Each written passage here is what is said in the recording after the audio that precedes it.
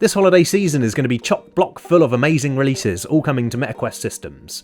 The big four are Batman Arkham Shadow, Metro Awakening, Alien Rogue Incursion, and of course, Skydance's Behemoth. There is a title that's just come out that doesn't quite make that top four in anticipation, but I would argue it probably should. After playing through, it's a must-buy from my point of view, and that game is of course, while you're here, it's Arizona Sunshine Remake.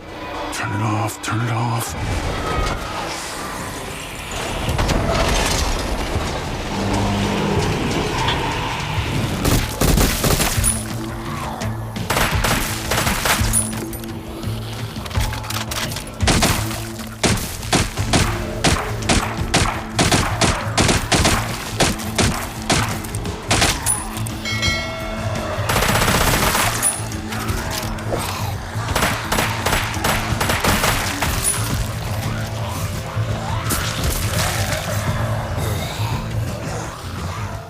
The code for this game was provided to me by Meta, but you know the score. I always give a fair assessment and take time to justify why I think things are good or bad, and as always there's an official 10% off code in the description for all you guys. In Arizona Sunshine, you play as a lone survivor of a zombie breakout amidst the apocalyptic Grand Canyon state. You hear a voice on a radio that gives you hope that there are other survivors out there, and it's up to you to battle through the undead and find them. Arizona Sunshine Remake is exactly what it says on the tin. It's the original Arizona Sunshine that was released a whole 8 years ago.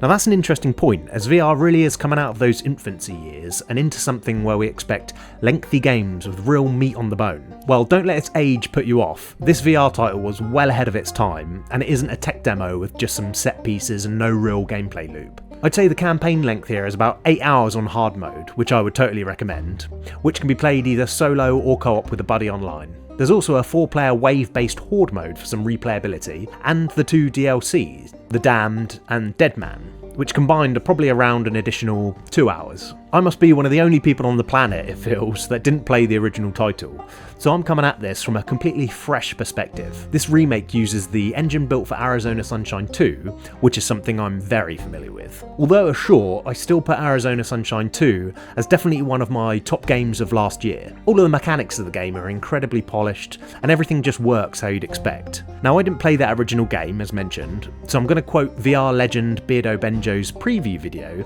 he did where he rattled off a list of upgrades that the original didn't have that we might take for granted these days. Here we go. Full manual reloading of guns. You can now grip pistols with both hands, a pet peeve of mine when not implemented. Far improved audio for the gun's sounds. A plethora of accessibility options. Very minimal pop-in, if any, I don't think I saw any. Zombie dismemberment, added gore in the scene, explosions now look like explosions with fire, and many more zombie model variations. So enough on the news of the upgrade itself. What if you're like me and this is the first time you'd be playing through? So the story is very small in scope. I don't mean that in a bad way, it just tells a very personal story of a lone man on the road trying to survive while dealing with, well, loneliness. It never cuts away from that, telling you of how the apocalypse came to be or anything. While the sequel has this really bombastic character who's gone a bit mad, he's not quite there yet with this one. There's a whole chapter where, after our character faces some disappointment, all the voice acting is taken down a notch. You can feel the depression from the performance. Damn you! Oh! Sick of you! Sick of you! Sick of you! Come on, what do you got? You got shit. You ain't nothing. Come on! Send me all you got, Fred. Is that all you got? I'm sick of this. Come on. You are dead and you are dead. Come on. Come on. That's right. That's right. Come on.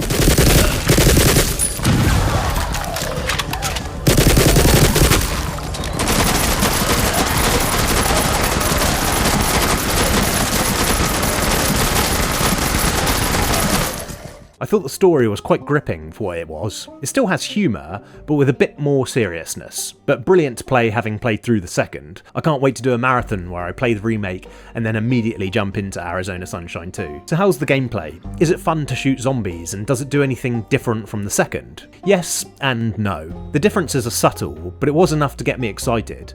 Gunplay is the same. Guns felt good in the sequel, and they feel good here. Nice and beefy sounding with chunkier than life guns. As mentioned, all the guns have a manual reload where you grab magazines or shells from your waist and slam them into the bottom of the guns. Each weapon has a touch of that Saints and Sinners weight to them, which feels great. My only nitpick, and it is very minor, I could do with a little more virtual gun stock stabilisation, but that's my personal taste. I feel like this original title has better pacing than the second.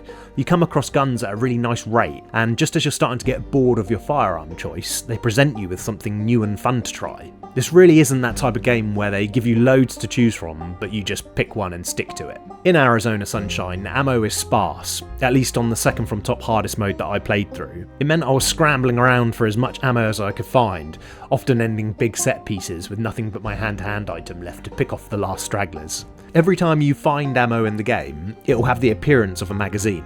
Well, those magazines are never full, so it can kind of look a bit deceiving. You think you've got a bunch of ammo, then you look down at your belt and the number is still low. So the number of zombies on screen at any one point is crazy impressive as well. There were parts where I died often and needed to just get better on the next try. Stop missing shots, wasting ammo, or stumbling with my reloads under pressure. The zombies themselves have some really nice variation. There's slow ones, fast ones, ones with protective helmets, fat ones, huge 10 feet tall ones, and then there's ones with body parts that have been mutilated with zombie pustules which create armour on them, meaning you have to rethink how you're going to take them down. So was there anything that I didn't like about the game? There is a lot of shooting in this game. Sounds funny that, doesn't it, for a zombie shooter? But what I mean by that is there are a few interesting ways in which they spice the gameplay up, such as sections that have you defend for a set period of time with no escape. There's sections where you have to hunt small areas for items such as explosives you'll need to continue. There's even a few sections where you get to snipe zombies from a distance at your own pace with no immediate threat. I think I possibly would have liked to have seen in the game maybe more stealth sections or puzzle sections where I'd have to use my brain a bit. I understand though that this is a remake, right, so they aren't going to fundamentally change parts of the game. On the whole, this is just a very well polished zombie shooter with some good voice acting to take you through the very personal story. I do think that the second instalment wins in terms of story. I definitely felt my sense of purpose more in that second game. I also do miss my canine companion Buddy from Arizona Sunshine 2, but that wouldn't really work here as you do sort of discover him in that game. Anyways, that's my look at Arizona Sunshine Remake. Don't forget that 10% off code in the description if you're looking to pick it up. See ya! Today is the day! The embargo for the Quest 3S has finally dropped. Meta sent me the new Quest 3S and I've been using the headset for a few weeks now and I'm ready to give you the download on what the headset is like, is it worth your time, and what it means for the growing VR industry. So the Quest 3 has been out for a little while now, so this fancy new headset must be a mid-generation upgrade, like a PS5